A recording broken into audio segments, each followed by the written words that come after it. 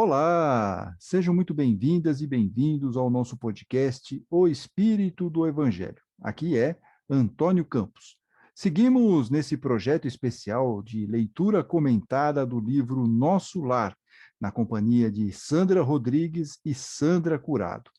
No episódio passado, vimos as apresentações, os prefácios de Emmanuel e André Luiz. O primeiro, o então mentor de Chico Xavier, destacou que todo leitor precisa analisar o que lê.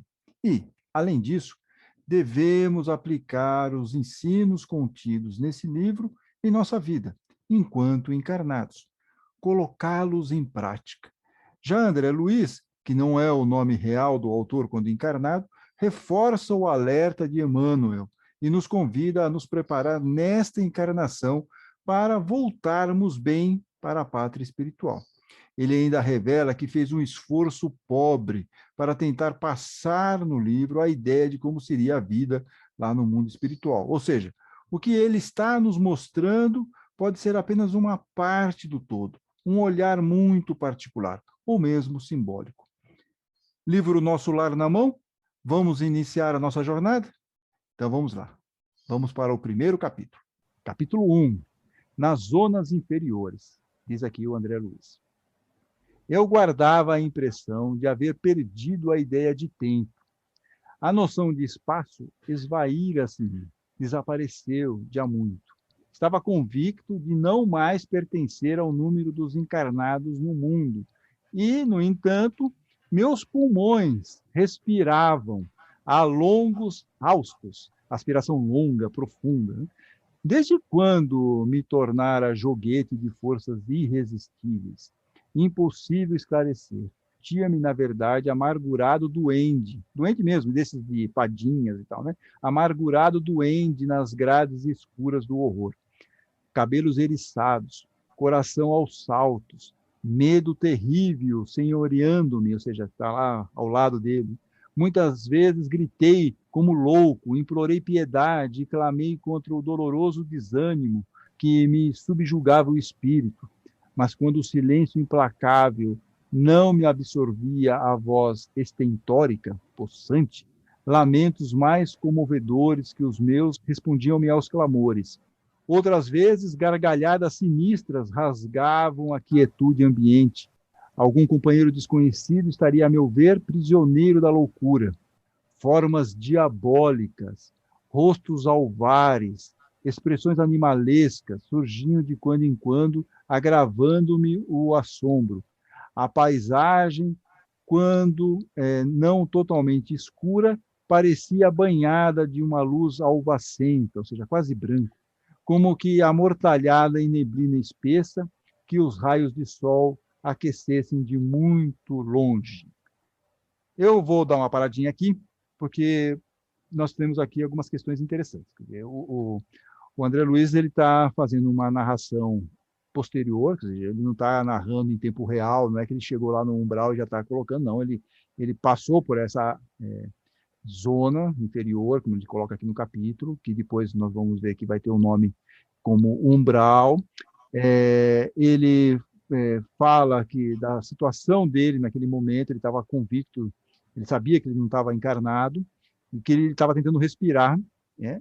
Ele também fala aqui do sentimento dele de amargura, estava com medo, cabelos eriçados, coração aos saltos, medo. Ele também vê figuras sinistras na visão dele, ele está descrevendo isso, na expressão dele, formas diabólicas, né?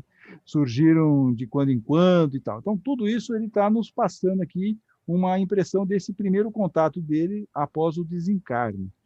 E aí, eu vou só fazer aqui um parênteses, como a gente falou lá na abertura, falamos muito dessa questão simbólica, será que a lata é a lata mesmo? Será que a lata quer dizer que é um objeto, é algo para dizer que é um incontínuo? O que pode ter de questão simbólica? E aí, eu vou pegar aqui um texto, que depois eu vou deixar um link, que é um texto muito interessante do próprio Allan Kardec, que ele escreve na Revista Espírita, em abril de 1859. Tem o seguinte título: Quadro da Vida Espírita. Quadro da Vida Espírita. E ele aqui fala algumas questões que são muito interessantes para nós. É um texto muito longo, eu não vou ficar perdendo muito tempo com a leitura integral disso, eu realmente convido, eu acho que é um texto que merece ser lido. Então, primeiro ele vai falar o seguinte para nós, sobre essa questão do perispírito, do envoltório semimaterial do espírito, né? Ele fala que constitui uma espécie de corpo de forma definida, limitada, análoga à nossa. Mas esse corpo, esse perispírito, não tem os nossos órgãos e não pode sentir todas as nossas impressões. Então, aqui já tem uma primeira questão que ele está colocando. Ele está descrevendo como que seria essa vida espiritual nesse artigo que é longo, escrito pelo próprio Kardec. Então, não tem como o espírito, do outro lado, sentir essas questões humanas, como se estivesse encarnados. Não tem como, não tem essa possibilidade.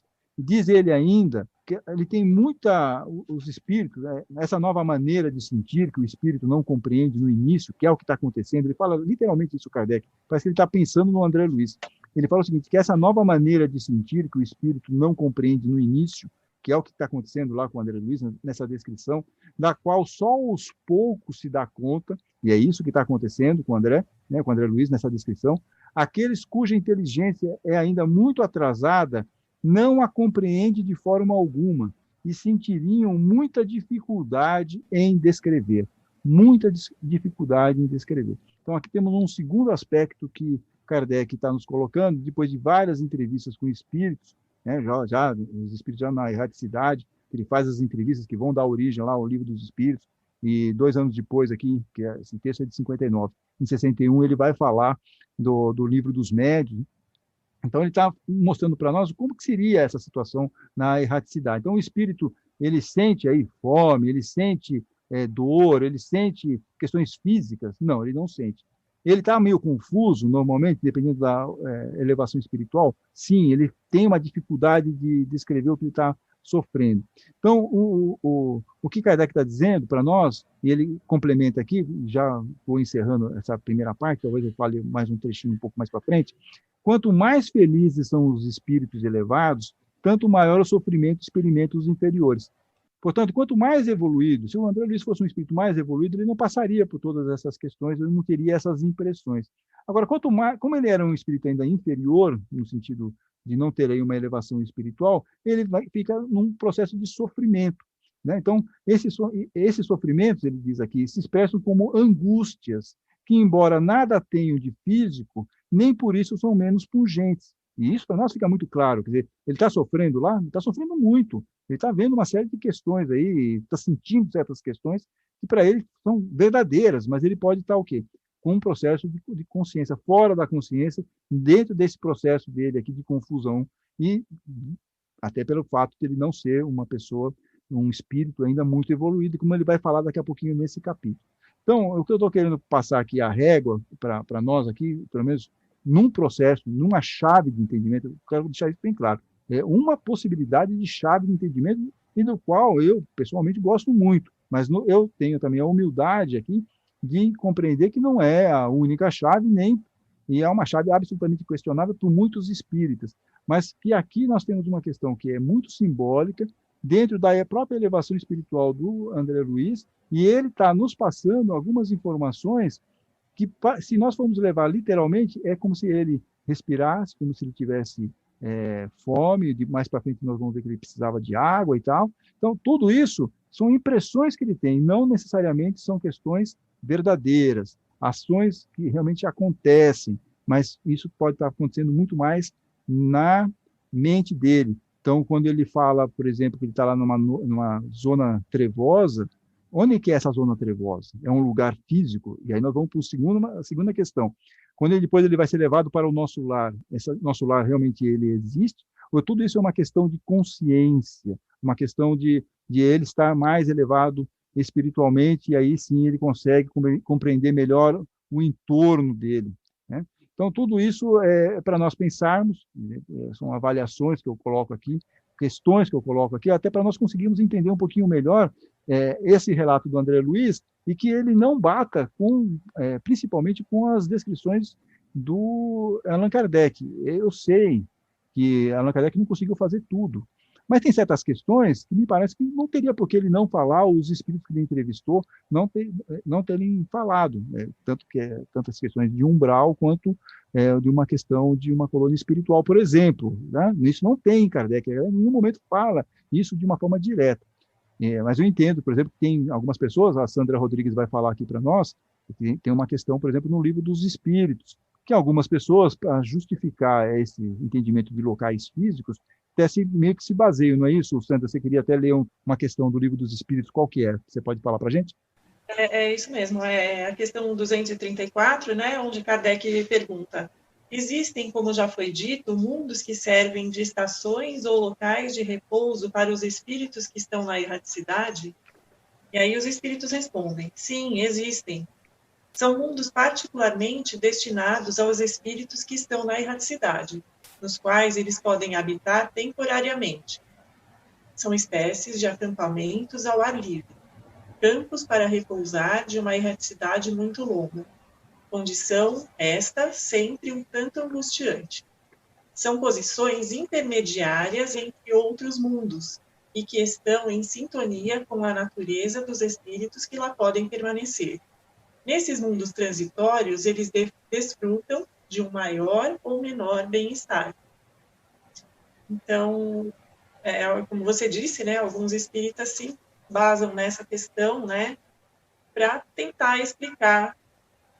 Eu sei que Kardec não falou nunca, literalmente, né, a palavra colônia espiritual, mas que sim, existem mundos transitórios e a gente pode entender que seja esse lugar físico onde os espíritos ficam na erraticidade. Exato. Perfeito. É isso. Acho que é bacana essa nossa disposição aqui em conversar e apresentar essas possibilidades, até para, de repente, a gente pensa assim, puxa, mas será que era mesmo? Será que não era? Será que é uma questão simbólica ou não? Nós não temos aqui a verdade absoluta, longe disso, mas acho que é bacana num estudo também, afinal de contas, o que nós estamos fazendo aqui é um estudo, e nós estamos vendo que tem vertentes que levam para um lado, se baseando fortemente em Kardec, e outras que também pegam Kardec e usam, como a Santa colocou aqui, uma questão. Alguns espíritos até dizem que não seria bem dessa maneira, que é um lugar mais de um refazimento, mas que, inclusive nesse texto que eu estava lendo aqui para vocês, Allan Kardec, ele fala que os espíritos eles ficam ao nosso redor o tempo todo, então não ficariam num local específico, ele diz isso, mas que quando as circunstâncias exigem, eles se reúnem em conselhos, tanto os espíritos mais evoluídos quanto os menos evoluídos. E eles se reúnem e depois eles seguem lá para fazer as atividades que eles têm. Então, não teria um local físico. Então, tudo isso são informações que nós estamos passando aqui para vocês, que estão nos ouvindo, e cada um tem seu próprio discernimento, tem o seu próprio livre-arbítrio, para poder entender, puxa, eu gosto mais de seguir essa ideia de que realmente tem um umbral e que tem o nosso lar. Então, perfeito, segue. Tem outros que falam, né, realmente, Kardec não está dizendo bem isso. Kardec está dizendo que está todo mundo junto e misturado e que não tem um local físico. Eu gosto mais dessa ideia, eu acho que está sendo mais simbólico. Perfeito. Então, siga essa interpretação aqui, dessa maneira, que é uma chave também de compreensão do texto. Ok? E eu acho que a Sandra Curado, ela queria falar uma questãozinha aqui sobre isso aqui, né? Sobre essa ideia É de você ver. verdade, Porque o Antônio. André Luiz fala muito sobre essa. Ele está num lugar, ele vê monstros, ele vê uma série de questões. E a gente pensa que pode ser só num local físico, mas às vezes a gente pode passar por isso também aqui na Terra, né? Não, é verdade. Eu fico muito entre as duas coisas que vocês apresentaram, porque eu fico muito confusa, né? Porque há alguns meses minha mãe teve uma infecção dessas muito comum em mulheres idosas, e nos 4 primeiros dias de internação ela apresentou um quadro de delírio, né? Que também é bem comum, mas era muito semelhante com essa descrição do umbral de André Luiz, porque ela dormia alguns períodos e depois, quando ela acordava, era em muito sofrimento, muito choro, relatando assim que havia sido deixada no fundo de um cemitério e chovia muito em cima dela. E depois, em outro momento, ela passou muita fome, e depois ela perguntava quem eram aquelas pessoas que estavam dentro do quarto roubando tudo, e perguntava porque a mãe dela não tinha chegado ainda e ela faleceu há 20 anos. Então, assim, eu assistindo toda essa cena, me lembrou muito, né, aquela, imagino, né, que seja aquela perturbação do pós-desencarne, então eu fico pensando, existe mesmo esse umbral, é um lugar ou é um estado de consciência? Então, eu imagino que se ela tivesse morrido ali, desencarnado com essa vibração, né, ela teria continuado assim. Felizmente não aconteceu. E então eu penso assim, eu penso um pouco, eu vou mais para esse lado de que sim, é um estado de consciência que pode estar, né, esse umbral em qualquer lugar. Exatamente, assim, eu penso, esse exemplo que você deu é ótimo, e tem também, assim, a pessoa, por exemplo, que tem uma depressão, ou tem uma síndrome de pânico, onde que se formam essas questões todas, né? É tudo muito mental. No filme Nosso Lar, eu acho que tem uma cena que retrata muito bem essa questão da consciência. Não tem isso no livro, não quero dar um spoiler, eu espero que vocês me perdoem se eu quando o André Luiz, ele vai até a casa dele, depois de muito tempo, ele como espírito vai até a casa dele, e ele observa que as coisas mudaram na casa dele. Não vou entrar em detalhes aqui. E aí ele fica bravo. E quando ele fica bravo, o filme é muito perfeito nessa descrição.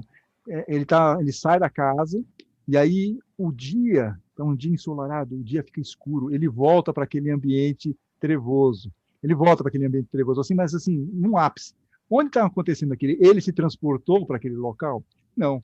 Quando ele percebe que ele está naquela vibração, que ele baixou a vibração dele, que ele está num ambiente, que a consciência dele caiu, né? A vibração na consciência dele caiu, ele muda, ele fala, não, opa, não posso pensar dessa maneira. E aí volta, ele sai daquela escuridão e volta para aquele dia ensolarado, e aí dá prosseguimento, que depois nós vamos ver aí mais no final do capítulo. Mas é um pouco isso mesmo, essa ideia da consciência, eu acho que ela é muito forte, ela é muito presente para nós em todos os momentos. E por que não seria também quando nós vamos para o nosso plano espiritual?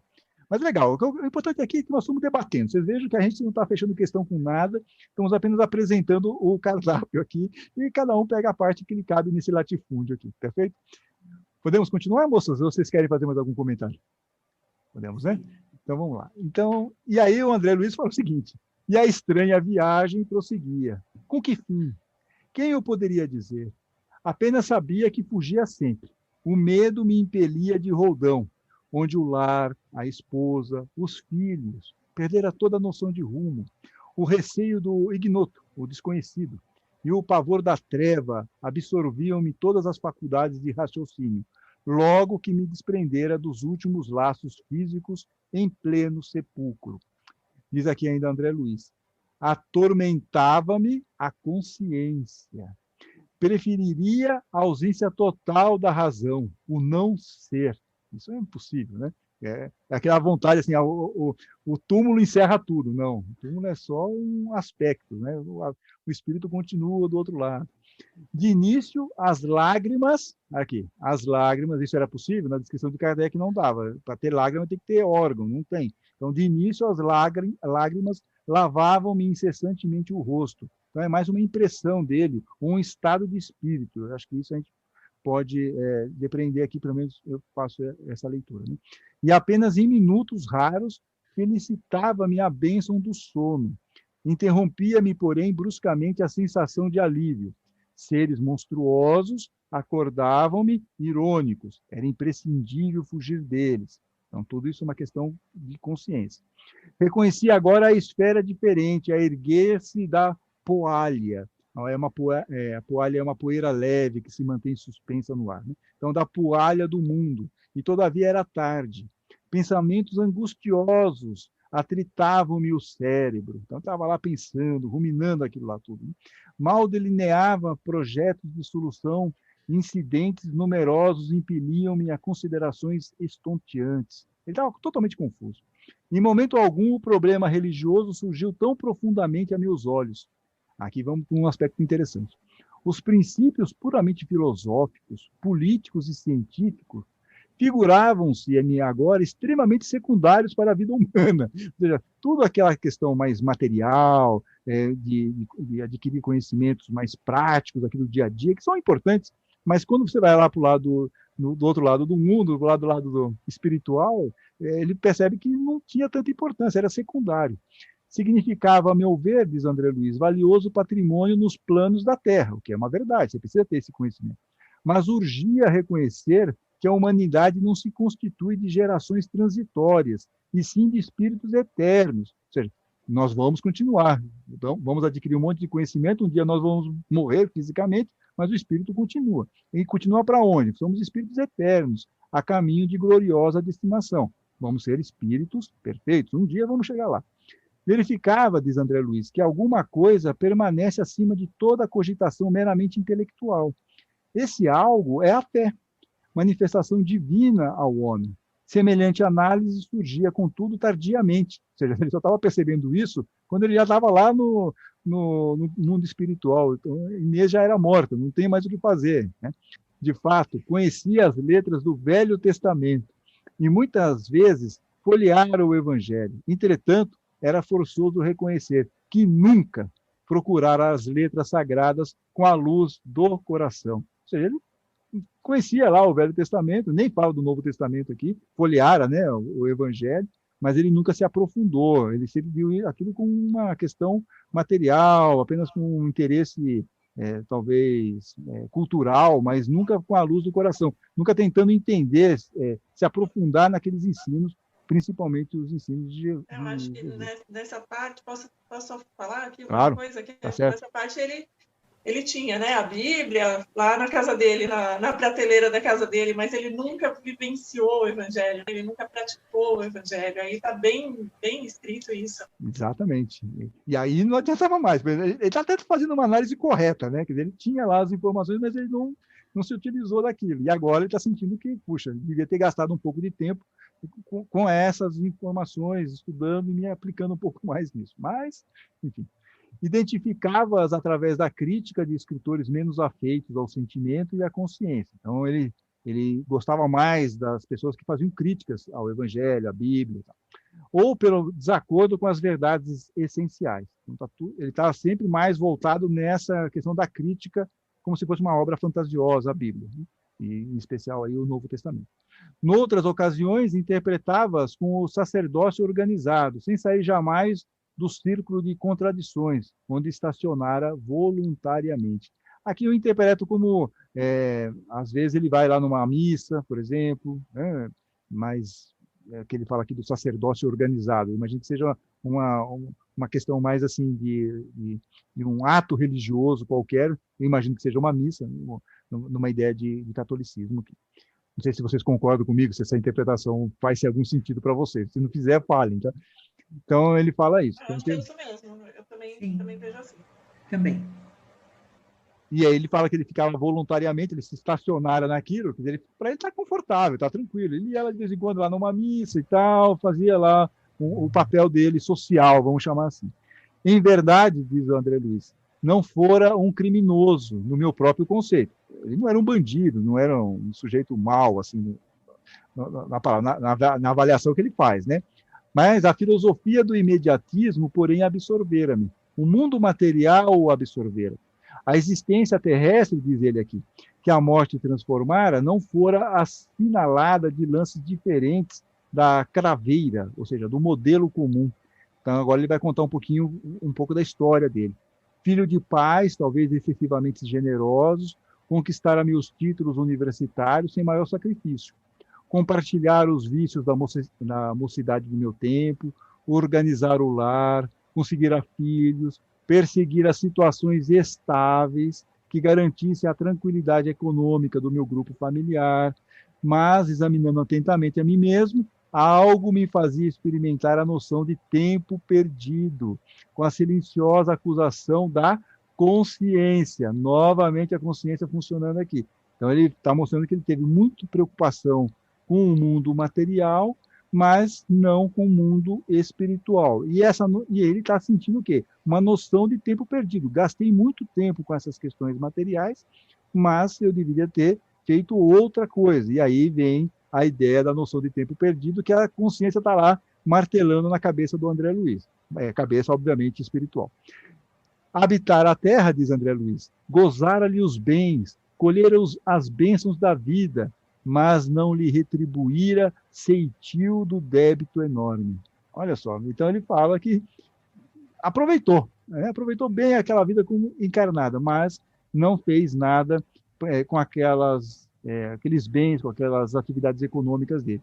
Tivera paz, cuja generosidade e sacrifício por mim nunca avaliei, esposa e filhos que prendera ferozmente nas teias rijas do egoísmo destruidor. Aqui ele está passando a limpo, fazendo uma crítica pesada do comportamento dele quando encarnado.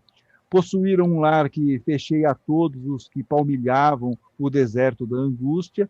Então, ele nunca permitiu que alguém lá, que ele pudesse ajudar alguém, pelo menos aqui é o que me dá essa impressão. Então, ele possuíram um lar que fechei a todos os que palmilhavam o deserto da angústia. Quem procurava lá uma ajuda, qualquer coisa, não era atendido. Deliciara-me com os júbilos da família, esquecido de estender essa bênção divina à imensa família humana, surdo a comezinhos, corriqueiros deveres de fraternidade. Olha, isso aqui, então, agora fecha. Agora ele percebe que ele podia ter, com todo o conforto que ele tinha, com todos os bens materiais que ele tinha, ele podia ter ajudado outras pessoas, ele podia ter feito aí um pouco mais de caridade, ter outro tipo de atendimento, mas ele ficava o quê? Surdo aos deveres de fraternidade. Segue ele aqui. Enfim, como a flor de estufa, não suportava agora o clima das realidades eternas. O que você quer me dizer aqui, Sandra Curado? O que você quer nos falar? Eu gosto muito dessa analogia, né? Aqui, quando ele literalmente caiu na real, e eu acho muito interessante ele relacionar a flor de estufa com a dificuldade dele de se adaptar ao mundo espiritual. Então, eu gosto muito de orquídea, então imagina assim aquela orquídea de colecionador, né, que ela vive somente em condições favoráveis, né, na quantidade certa de sol, com vento controlado, né, ou seja, assim, sem intempéries, sem pragas. E André Luiz também, ele tinha uma vida assim baseada nessas comodidades, dinheiro, poder, o prestígio, tudo isso nutria o seu ego, né? E agora ele se vê sem nada, né? Sem nada, entre aspas. E é assim que se sentiria a orquídea, se a gente, né, tira ela ali da estufa e coloca ela num tempo, ou seja, e André Luiz, ele escolheu sempre a porta larga, né? Então, porque o importante para ele era se dar bem, sem, né, dar atenção ao próximo, e como ele disse no início, atormentava minha consciência, preferiria a ausência total da razão, o não ser. Eu acho que é assim que pensam as pessoas que vivem assim uma vida desregrada, assim como se não houvesse amanhã. Então, tipo, fiz, está feito, acabou, e mal sabendo que a própria consciência é o juízo final. Então, eu gostei muito dessa passagem. Eu queria só acrescentar que nesse depoimento dele, né, como a gente tem a noção de quando a gente desencarna, como a visão amplia, como a gente tem a visão ampla, né, de tudo que aconteceu, que nós fizemos ou deixamos de fazer, né, a nossa visão espiritual é muito maior do que a nossa visão física, né, era isso que eu queria falar aqui. Ele teve a perfeita noção, né, de tudo que ele deixou de fazer, né? Exatamente. E isso aqui, nesse primeiro momento, porque a coisa vai piorar um pouquinho mais. Nos próximos capítulos nós vamos ver. Ele vai ter... Não vamos dar spoiler, né? Exato. Não, eu ia falar que a ficha vai cair para ele, mas eu ia falar, a ficha vai cair, mas quem vai saber o que é uma ficha caindo, né? Denota a nossa idade, a minha idade, não a de vocês, claro, né? Longe disso. Mas, assim, a ficha dele vai cair mais para frente ainda. Aí, sim, no capítulo 4, ele faz lá um desabafo pungente, como se diria antigamente. E sobre essa questão da flor de estufa, é verdade, porque se você não prepara aquela planta para um ambiente, mesmo que seja um ambiente diferente, que nem a soja, né? O Brasil virou o maior produtor de soja quando eles adaptaram a semente para poder ficar lá no Cerrado brasileiro, que é um lugar climatizou, mais quente. Né? Exatamente. Mas você teve que se preparar aquela semente para ficar naquele ambiente. Quando que a gente se prepara? Aqui, na Terra, ou encarnados, nós estamos aqui aproveitando tudo isso, tentando aprender, para que quando a gente chegar do outro lado, sejamos uma semente ou uma flor mais resistente, porque nós já estamos entendendo o que está acontecendo conosco, né, quando a gente for passar para o plano espiritual. E aí ele fala aqui, né, continuando, ele fala da flor de estufa, não suportava agora o clima das realidades eternas, não desenvolvera, diz aqui o André Luiz, os germes divinos que o Senhor da vida colocara em minha alma. Isso é bem a parábola do semeador, né? Exatamente. Que está lá em Marcos, Mateus e Lucas, falando isso. Sim. A semente foi jogada. Só que a semente, ou no caso do André Luiz, entrou no espinho ou entrou nas pedras lá. Então, não frutificou. Né? É bem interessante essa parte aqui. Né? Então, os germes divinos que o Senhor da vida colocara em minha alma sufocaram-os criminosamente. Então, está mais para o lado do espinho aqui. No desejo incontido do bem-estar. Então, por que ele sufocara criminosamente? Porque o bem-estar dele, o mundo material, a vida dele, era o que interessava. Não adestrara órgãos para a vida nova. Era justo, pois que aí despertasse a maneira de aleijado. Então, ele está concordando, puxa, está certo, eu não fiz nada quando eu estava encarnado, não fiz nada que tinha que ser mais ou menos correto aí. Então, era justo passar por aquela situação que ele estava passando. Que aí despertasse a maneira de um aleijado, que restituído ao rio infinito da eternidade, ou seja, quando voltasse ao mundo espiritual, não pudesse acompanhar, senão compulsoriamente, a carreira incessante das águas, ou como mendigo infeliz que, exausto em pleno deserto, perambula à mercê de impetuosos tufões. Ó, amigos da terra, quantos de vós podereis evitar o caminho da amargura com o preparo dos campos interiores do coração? Acendei vossas luzes. Olha, isso aqui é importante. André Luiz falando para a gente, por favor, gente, acordem, acendei as vossas luzes antes de atravessar a grande sombra. Então, aproveitemos a nossa encarnação agora, porque depois não adianta chorar do outro lado. Antes de atravessar a grande sombra, buscai a verdade antes que a verdade vos surpreenda. Então, vai estudar, vai ver o que são as coisas mesmo, vai mais para o lado espiritual. O mundo material é importante, mas não podemos esquecer do mundo espiritual. E aí, entendendo isso, vamos fazer as nossas obras, vamos fazer nosso trabalho, vamos dar os nossos frutos, porque isso é importante. Então, buscai a verdade antes que a verdade vos surpreenda, como está surpreendendo para ele agora. Suai agora para não chorardes depois. Então, é importante esse finalzinho aqui, aí encerramos aqui o primeiro capítulo do nosso lar, ele dando todas essas chamadas para nós, e eu não sei se as moças concordam aqui, minhas colegas de trabalho, eu estava no podcast, mas lembra muito a parábola do rico e do Lázaro, que está só no Evangelho de Lucas, no capítulo 16, versículos de 19 a 31. Tem só um pedacinho que eu acho que tem tudo a ver com isso que ele está falando. Vocês vejam como o André Luiz, de alguma maneira, ele está sempre se referindo a algumas passagens do Evangelho. O Evangelho está sempre muito ligado com a nossa elevação espiritual. Não temos como fugir disso. Né? Então, ele diz o seguinte, que é a história do rico e do Lázaro. O rico vivia a vida tranquilamente, só se desfrutando lá dos banquetes e tudo mais, e o Lázaro era um mendigo que estava lá na porta se alimentando de migalhas. Os dois desencarnam. E aí o rico, na descrição de Lucas, vai para um lugarzinho um pouco mais quente, e o Lázaro vai para um lugar mais elevado espiritualmente. Ele vai ficar ao lado de Abraão, que é o grande patriarca das religiões monoteístas e tudo mais.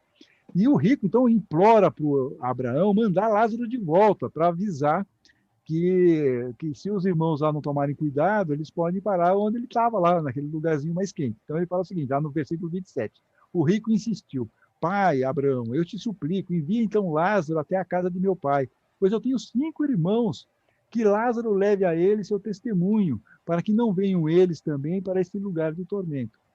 Abraão, porém, respondeu, eles têm Moisés e os profetas, que os escutem. E aí o rico insistiu, não, pai Abraão, se alguém dentre os mortos for até eles, eles se arrependerão. E aí Abraão fala, se eles não escutam nem a Moisés e nem aos profetas, ainda que alguém ressuscite dos mortos, eles não se convencerão.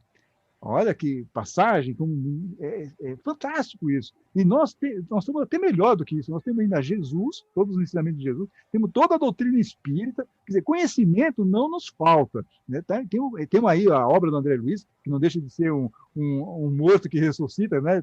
Trazendo algumas informações lá do plano espiritual para a nossa reflexão. está tudo na nossa mão, a gente está aqui sendo avisado o tempo todo. O que nós precisamos fazer, então, é mudar o caminho, mudar a nossa maneira de pensar e de agir, nos lembrarmos mais do mundo espiritual e fazermos aqui a nossa transformação moral, nossa reforma interior, sermos pessoas melhores, espíritos melhores, que eu acho que, no fundo, é isso que estamos sendo convidados o tempo todo aqui, desde os ensinamentos de Jesus, lá na parábola do semeador, como a Sandra mesmo colocou, como aqui com essas obras de Kardec e depois aqui os de André Luiz. O André Luiz é mais ou menos como aquele amigo que vai viajar e te dá umas dicas, né, de passeio, hotéis.